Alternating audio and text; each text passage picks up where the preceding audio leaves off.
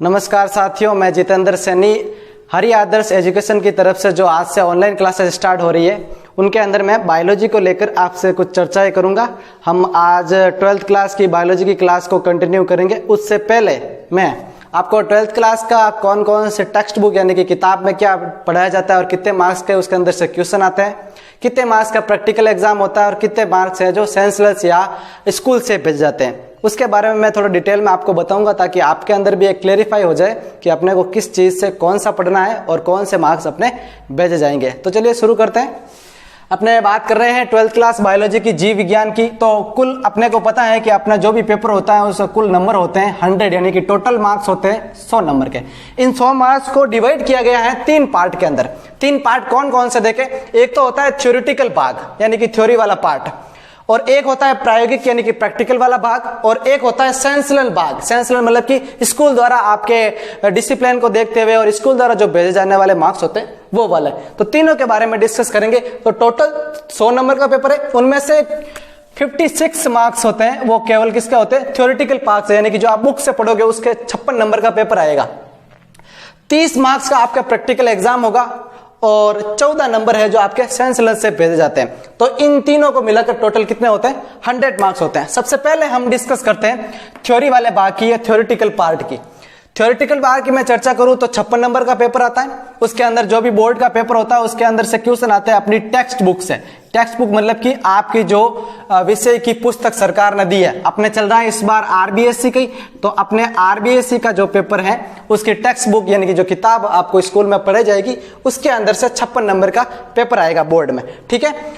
उस बुक के अंदर आपके 42 चैप्टर है, यानी कि 42 तो आपके क्या है, लेसन है, पार्ट है। और उन 42 पार्ट या 42 लेसन्स को 10 यूनिट यानी 10 इकाई के अंदर बांटा गया है। यानी कि जो 42 लेसन है उनको 10 इकाई के अंदर अपने बांटा गया है। ये 10 इकाई कौन सी, उस 10 इकाई है जो उनमें से 5 इकाई तो होती है बोटनी से रिलेटेड यानी कि वनस्पति विज्ञान से रिलेटेड, और 5 यूनिट होती है वो जंतु विज्ञान से रिलेटेड होती है यानी कि जीव विज्ञान, ठीक है, जूलॉजी से रिलेटेड होती है। अब देखो बात कर देते हैं इनके मार्क्स के लेकर। तो बोटनी की यानी कि वनस्पति विज्ञान की जो 5 है उनमें से पहली है जो उसके अंदर पहली यूनिट के अंदर 4 लेसन है और वो यूनिट कितने मार्क्स की है, 4 मार्क्स की है। दूसरी यूनिट में 5 लेसन है और वो 9 मार्क्स की है। तीसरी यूनिट के अंदर 4 लेसन है और वो 5 मार्क्स की है।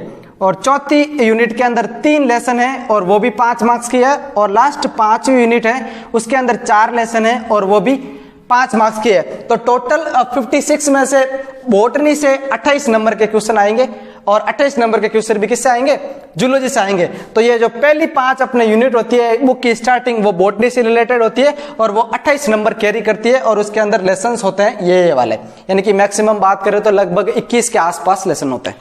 फिर बात करेंगे यूनिट नंबर 6, उसके अंदर 5 लेसन है, 7 नंबर की है जूलॉजी की। यूनिट नंबर 7 उसके अंदर 5 लेसन है, वो भी 7 नंबर की है। यूनिट नंबर 8 4 लेसन है, 5 नंबर की है। 9 में 3 लेसन है, वो भी 5 नंबर की है। और लास्ट और अंतिम जूलॉजी की उसके अंदर 5 लेसन है और 4 नंबर है। इन सभी को मिलाते हुए ये भी कितना कैरी करते हैं मार्क्स, 28 मार्क्स। तो 28 मार्क्स वो और 28 मार्क्स ये दोनों मिलकर कितने बनाते हैं, 56 नंबर का जो अपने बोर्ड में पेपर आता है उनको कैरी करते हैं।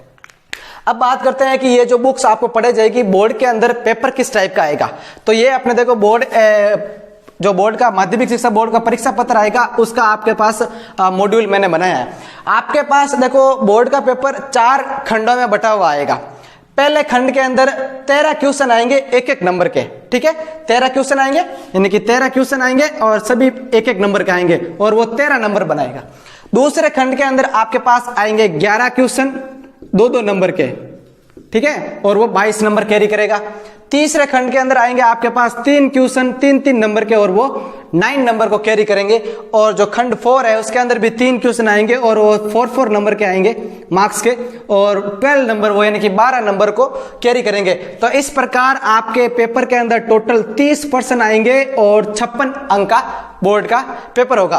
तो पहले मैंने बात की थी कि थ्योरेटिकल भाग में बुक के बारे में चर्चा की, कौन कौन सी बुक में लेसन्स होते हैं, कितने मार्क्स होते हैं, कौन सी यूनिट का कौन से मार्क्स का है। फिर हमने बोर्ड के पेपर के बारे में डिस्कस किया। तो पहला थ्योरेटिकल हो गया। दूसरा आपके प्रायोगिक। प्रैक्टिकल एग्जाम होता है वो आपके होता है 30 नंबर का, जो बोर्ड का एक्सटर्नल आपसे लेने आएगा साल भर में, जो भी आपके प्रैक्टिकल के बारे में आपने जाना है उसके बारे में, ठीक है। और तीसरा है सेंसनल भाग, जो स्कूल द्वारा आपके अंक भेजे जाते हैं आपके डिसिबल को देखते हुए। तो ये सारा जो ओवरव्यू था 12th क्लास का वो मैंने आपको बताया है, और इन्हीं ओवरव्यू को ध्यान में रखते हुए हम जमकर तैयारी करेंगे और आपके बोर्ड के अंदर बहुत अच्छे मार्क्स लाने के लिए मेरा बहुत अहम योगदान रहेगा अगर आपका साथ बना रहा तो। Thank you. तो अब हम आज स्टार्ट करेंगे अपने यूनिट फर्स्ट का फर्स्ट चैप्टर। यूनिट फर्स्ट कौन सी अपनी, यानी इकाई फर्स्ट है, आवर्तबीजी पादपों में जनन तथा विकास। इसके 4 नंबर का पूरा बोर्ड के अंदर ये मायने रखती है। उसका पहला अध्याय यानी कि अपने जो बुक होती है उसका पहला लेसन आज हम स्टार्ट करेंगे, आवर्तबीजी पादपों में जनन यानी कि रिप्रोडक्शन इन एंजियोस्पर्मिक प्लांट। कौन कौन से, अलैंगिक लैंगिक जनन दोनों के बारे में। तो पहले बात करते हैं पहले आवर्तबीजी की बातों में। देखो 12th क्लास स्टार्ट करने से पहले मैं आपको 11th वापस रिवाइज करना चाहूंगा, इसलिए आज हम केवल और केवल आवर्तबीजी के बारे में पढ़ेंगे और जानकारी प्राप्त करेंगे। कल जो भी अपनी नेक्स्ट क्लास आएगी उसके अंदर पहले पार्ट को लेकर मैं आपके साथ डिस्कस करूंगा। तो पहले आप आवर्तबीजी के बारे में जान लें। देखो आवर्तबीजी क्या होता है, आपने 11th में पढ़ा होगा। आवर्तबीजी मतलब कि ये 2 वर्ड से मिलकर बना होता है। एंजियोस मतलब होता है पात्र, और स्पर्म मतलब बीज, यानी कि ऐसे पादप जिसके बीज किसी न किसी पात्र या कवर्ड लाइक स्ट्रक्चर के अंदर बंद रहते हैं, उस प्रकार के पादपों को हम क्या बोलते हैं, आवर्तबीजी पादप। देखो 11th का रिवाइज करा रहा हूं, आपने बहुत अच्छे से पढ़ा होगा। ऐसे पादप जिनके बीज फलों के अंदर ढके हुए पाए जाते हैं उन पादपों को हम क्या बोलते हैं, आवर्तबीजी पादप। यह पुष्प पादप है, मोस्ट इंपोर्टेंट। यही एकमात्र ऐसे पौधे हैं जिनके ऊपर क्या होते हैं, फल लगते हैं, या यही एकमात्र ऐसे पौधे हैं जो पुष्पों को धारण करते हैं। यह पुष्प पादप समूह है जिनमें अंडाशय पाया जाता है, यानी कि जिसके अंदर ओवरी बनती है, जो निषेचन के पश्चात किसके अंदर परिवर्तित हो जाता है, फल के अंदर।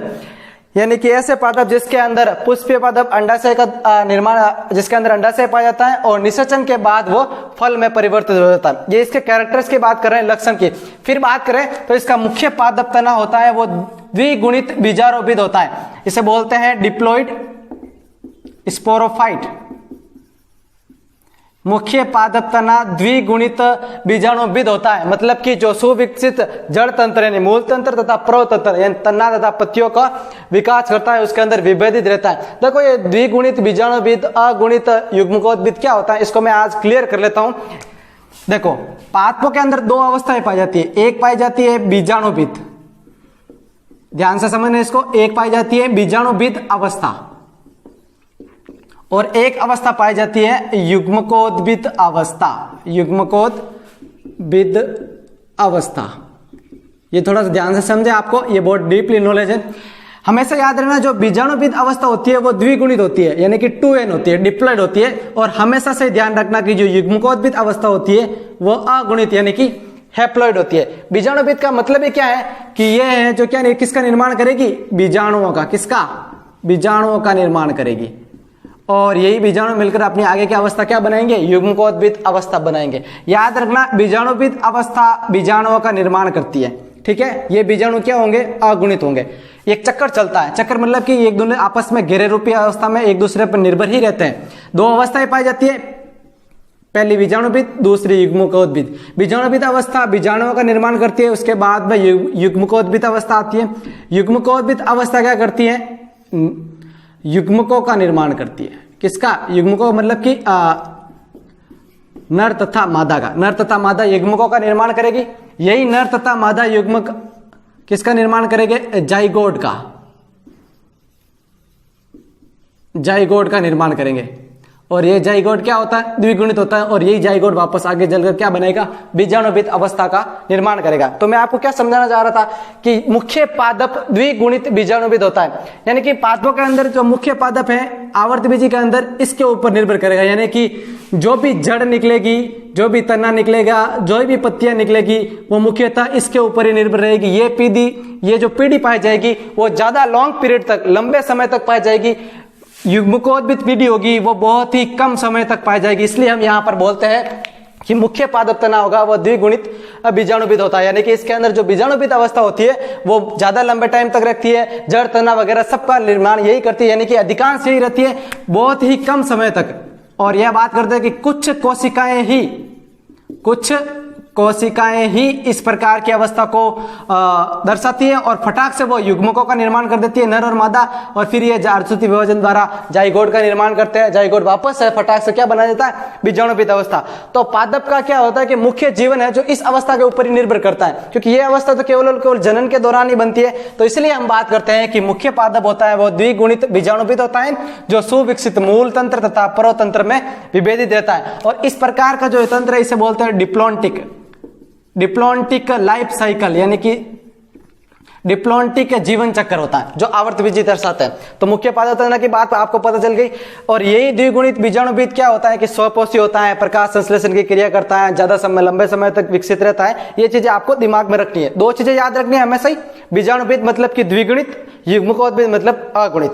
फिर बात करते हैं पुष्प में फलद पर्णय। फलद पर्णय मतलब कि जनन योग्य पर्णय, पुंकेसर जो नर जननांग रहेगा, पुंकेसर नर जननांग हमने बात की थी नर जननांग के रूप में, जिसे हम लघु बीजाणुपर्ण भी कहते हैं, तथा स्त्री केसर जिसे हम मादा जननांग कहते हैं, जिसे स्त्री केसर यानी कि जो मादा जननांग को रिप्रेजेंट करेगा, जिसे गुरु बीजाणुपर्ण, ये दोनों पाए जाते हैं। फिर बात करेंगे इसमें द्विनिषेचन तथा त्रिक संलयन की प्रक्रिया पाई जाती है। मोस्ट इंपोर्टेंट है, केवल आवर्तबीजी पादप इस प्रकार की प्रक्रिया को दर्शाते हैं। क्या होती है यह प्रक्रिया, यहाँ पे देखें द्विनिषेचन, ये देखो द्विनिषेचन मैंने यहाँ पे लिखा हुआ। द्विनिषेचन का मतलब है द्वि मतलब कि 2, निषेचन मतलब कि जनन, द्वि मतलब कि 2, निषेचन मतलब कि 2 बार निषेचन होना। कैसे कि जब भी पुष्पों के अंदर लैंगिक जनन होगा, तो जब भी पुष्पों के अंदर लैंगिक जनन होता है तो परागकण से पराग नलिका बनती है। पराग नलिका के अंदर 2 प्रकार के नर युग्मक का निर्माण होता है, पहला दूसरा। लैंगिक जनन के दौरान परागकण बनते हैं, परागकण पराग नलिका का निर्माण होता है। पराग नलिका के अंदर 2 नर युग्मकों का निर्माण होता है। ये 2 नर युग्मक, इनमें से एक नर युग्मक तो अंडकोशिका के साथ क्या करता है, निषेचन करता है, और दूसरा नर युग्मक ध्रुवीय केंद्रक के साथ क्या करता है, निषेचन करता है। तो निषेचन की क्रिया कितनी बार होगी, 2 बार होगी, इसलिए हम बोलते हैं द्विनिषेचन। और एक और वर्ड आया कि ये इसमें द्विनिषेचन तथा त्रिक संलयन की प्रक्रिया होती है। त्रिक संलयन क्या होती है, 3 बार संलयन होता। 3 बार संलयन कैसे कि जब भी पादपों के अंदर भ्रूण कोश का निर्माण होता है, भ्रूण कोश, इसके बारे में और डिटेल में डिस्कस करेंगे, 12th के बेस्ट टॉपिक है। नॉर्मल सा याद रखना त्रिक संलयन क्या होता है, पादपों के अंदर जब भ्रूण कोश का निर्माण होता है तो 3 केंद्रकों का निषेचन होता है। कौन कौन से 3 केंद्रक, एक तो अपने को पता ही है, एक केंद्रक तो होगा जो नर युग्मक का होगा जिसे हम N बोलते हैं, और दूसरे क्या होंगे, द्वितीय केंद्रक होंगे। द्वितीय केंद्रक कैसे, जो ये ध्रुवीय केंद्र कहते हैं, ये 2 केंद्रकों वाला होता है, इसलिए 2 तो द्वितीय केंद्रक का और 1 नर युग्मक आपस में क्या होंगे, संलयित होंगे। तो ये N और ये 2N बराबर 3N, तो त्रिक संलयन हो गया। इसके बारे में और डिटेल में 12th में पढ़ेंगे, ये जनरल जानकारी थी। तो पादपों के अंदर इसमें द्विनिषेचन तथा त्रिक संलयन की प्रक्रिया भी पाई जाती है। फिर लास्ट इसका अगुणित युग्मकोद्भिद जो दूसरी पीढ़ी होती है वो अत्यंत हास्यित तथा अल्पजीवी होती है। इसके बारे में मैंने अभी आपके सामने डिस्कस किया था कि ये युग्मकोद्भिद होती है, अगुणित होती है, बहुत ही कम समय तक रहती है, और हास्यित होती है। हास्यित मतलब कि बहुत कम समय तक रहती है, फिर वापस खत्म हो जाती है, केवल ये जनन के दौरान ही दिखती है। इसलिए यहाँ पर लिखा गया है कि अगुणित युग्मकोद्भिद पीढ़ी दूसरी पीढ़ी है जो अत्यंत हास्यित और अल्पजीवी होती है। तो इसमें और इसमें देखने में अपने को क्या पता चला कि अपने को यह पता चला कि आवर्तबीजी पादपों में अस्पष्ट पीढ़ी एकांतरण पाया जाता है। अस्पष्ट क्यों, अस्पष्ट है कि देखो ये तो पूरी जीवन भर रहती है, लेकिन ये थोड़े देर टाइम के लिए रहती है, तो स्पष्ट इनके बारे में चर्चा नहीं हो पाती, इसलिए या इसके स्पष्ट इनके बारे में हम अध्ययन नहीं कर पाते, इसलिए आवर्तबीजी पादपों में अस्पष्ट पीढ़ी एकांतरण पाया जाता है। तो ये जनरल इंट्रोडक्शन था आवर्तबीजी के बारे में। कल आपसे जो भी नेक्स्ट क्लास होगी, जब हम पहले चैप्टर को लेकर डिस्कस करेंगे, तो ये सारी चीजें आप आराम से बैठ के लिखना, नोट्स बनाना, नहीं तो ये 11th का बेसिक है, इसको समझ लेना। कल से जो भी आपको नोट्स मिलेंगे उसको नोट्स कॉपी में उतारना है। Thank you.